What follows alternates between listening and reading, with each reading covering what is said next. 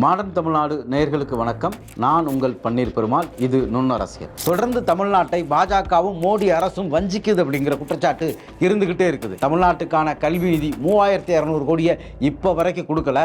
தமிழ்நாட்டுக்குள்ள கல்வி நிதியை கொடுக்கணும்னா இந்திய மும்மொழி கொள்கையை நீ ஏற்றுக்கணும், இப்படி பல நிபந்தனைகள் வச்சதை எதிர்த்து தமிழ்நாடு பெரும் போராட்டங்களை நடத்தினதெல்லாம் நம்ம பார்த்தோம்.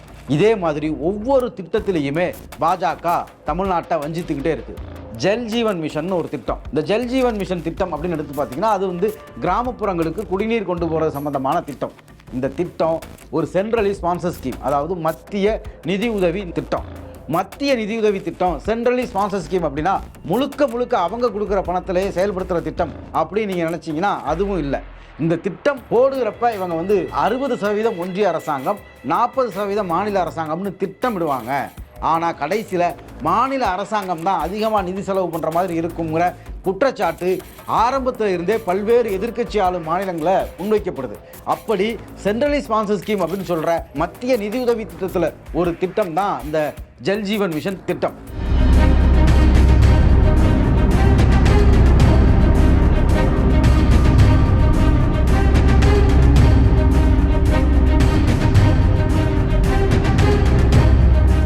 எப்படி ஒவ்வொரு மத்திய நிதியுதவி திட்டம் அந்த சென்ட்ரலி ஸ்பான்சர் ஸ்கீமில் தமிழ்நாட்டை பாஜகவுடைய மோடி அரசு வஞ்சித்துக்கிட்டு இருக்குதோ அதே வஞ்சனையை தான் இந்த திட்டத்திலையும் செஞ்சுருக்காங்க. இது குறித்து தமிழ்நாடோட முதலமைச்சர் நேற்று பிரதமருக்கு ஒரு கடிதமே எழுதியிருக்கிறார். எங்களுக்கு கொடுக்க வேண்டிய நிதியை ஒழுங்காக கொடுங்க, நீங்கள் அலோகேட் பண்ண அந்த நிதியை இன்னும் நீங்கள் கொடுக்கல. கிட்டத்தட்ட தமிழ்நாட்டுக்கு நீங்கள் கொடுக்க வேண்டிய நிதியில் 3112 கோடி ரூபாய்க்கு மேலே நீங்கள் கொடுக்க வேண்டியது இருக்குது. அதை நீங்கள் ரிலீஸ் பண்ணால் மட்டும்தான் நாங்கள் எங்களுடைய மற்ற வேலைகளை பார்க்க முடியும் அப்படின்னு கடிதம் எழுதியிருக்காரு. இந்த சென்ட்ரலி ஸ்பான்சர் ஸ்கீமில் ஏற்கனவே தமிழ்நாட்டுக்கு அப்போ நிதி கொடுத்துருக்காங்களா அப்படின்னு கேட்டால் கொடுத்துருக்காங்க. இதுவரைக்கும் இந்த 5 வருஷத்தில் ஒரு 5100 கோடி ரூபாய் கொடுத்துருக்காங்க. ஆனா இவங்க கொடுக்க வேண்டிய நிலுவை அப்படிங்கிறது இன்னும் 3112 கோடி ரூபாய் இருக்கு. ஏற்கனவே 5000 கோடி கொடுத்துருக்காங்களே அப்படின்னு கூட உங்களுக்கு தோணலாம். ஆனா அவங்க அலாக்கேட் பண்ணின பணத்திலிருந்து அவங்க கொடுக்காம இருக்கிறதே இந்த 3112 கோடி. தமிழ்நாட்டுக்கு இவங்க அலாக்கேட் பண்ண பணமே ரொம்ப கம்மி தான். ஒதுக்கீடு பண்ண பணமே ரொம்ப கம்மி தான். இந்த 5 வருஷத்துல மற்ற மாநிலங்களுக்கு இவங்க எவ்வளவு கொடுத்துருக்காங்க, தமிழ்நாட்டுக்கு எவ்வளவு கொடுத்துருக்காங்க அப்படின்றத கொஞ்சம் கம்பேர் பண்ணி பார்த்தீங்கன்னா தமிழ்நாட்டை பாஜக மோடி அரசாங்கம் எவ்வளவு வஞ்சிக்குது அப்படிங்கிறது நமக்கு தெளிவா புரியும். ஒன்றிய அரசாங்கத்துடைய வெப்சைட்லேயே அவங்க ரிலீஸ் பண்ண டேட்டாவிலேயே சில மாநிலங்களுக்கு கொடுத்த தொகையோட தமிழ்நாட்டுக்கு கொடுத்த தொகையை அப்படியே கம்பேர் பண்ணி சொல்கிறேன் வருஷ வாரியா.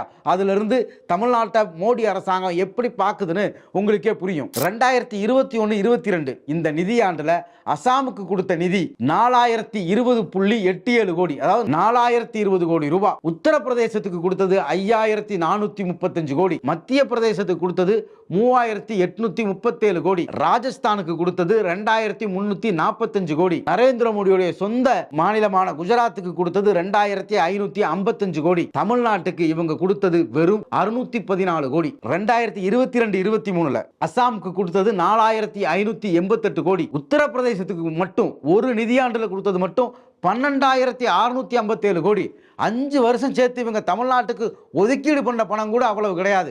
ஒரே ஒரு நிதியாண்டில் உத்தரப்பிரதேசத்துக்கு இந்த ஜல் ஜீவன் மிஷன் திட்டத்தில் மட்டும் ஒன்றிய அரசாங்கத்துடைய பங்கா மட்டும் 12657 கோடி ரூபாய் கொடுத்துருக்காங்க. அதே வருஷத்தில் மத்திய பிரதேசத்துக்கு 4586 கோடி ரூபாய் கொடுத்துருக்காங்க, ராஜஸ்தானுக்கு 7370 கோடி ரூபாய் கொடுத்துருக்காங்க, குஜராத்துக்கு 3590 கோடி ரூபாய் கொடுத்துருக்காங்க, உத்தரப்பிரதேசத்துக்கு 12000 கோடி கொடுத்த வருஷத்தில் தமிழ்நாட்டுக்கு 1407 கோடி ரூபாய் கொடுத்துருக்காங்க.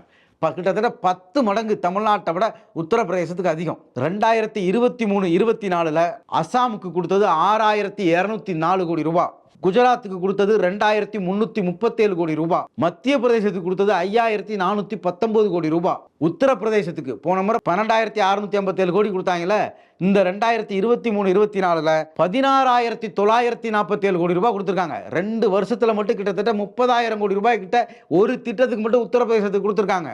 ராஜஸ்தானுக்கு கொடுத்தது இந்த வருஷம் மட்டும் 250 கோடி.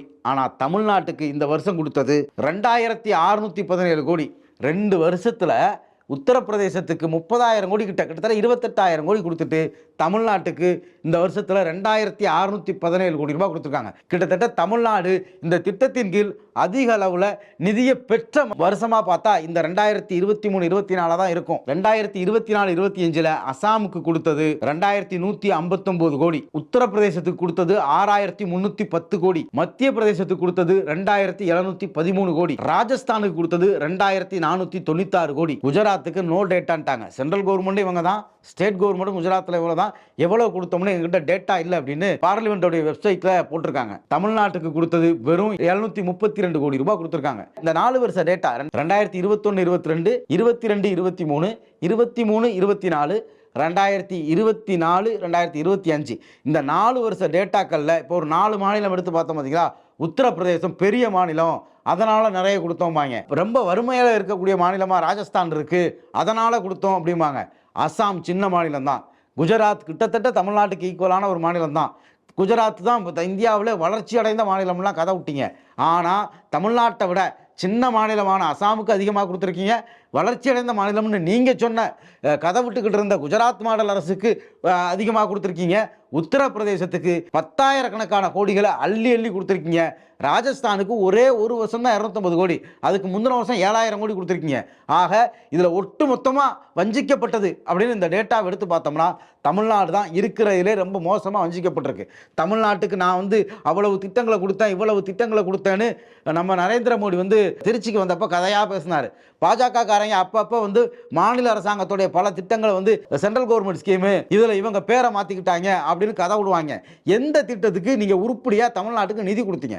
இந்த ஜல்ஜீவன் மிஷன் திட்டத்தில் கிட்டத்தட்ட தமிழ்நாடு தான் இந்தியாவிலே நம்பர் 1. ஒன்றிய அரசாங்கமே அதுக்கு விருதுலாம் கொடுத்துருக்கு. இப்போ இந்த திட்டத்தை அடிப்படையாக கொண்டு வச்சு இவங்க தமிழ்நாட்டுக்கு ஒதுக்குனதே 8,000 கோடி அவ்வளோதான் ஒதுக்கியிருக்காங்க இந்த 5 வருஷத்தில்.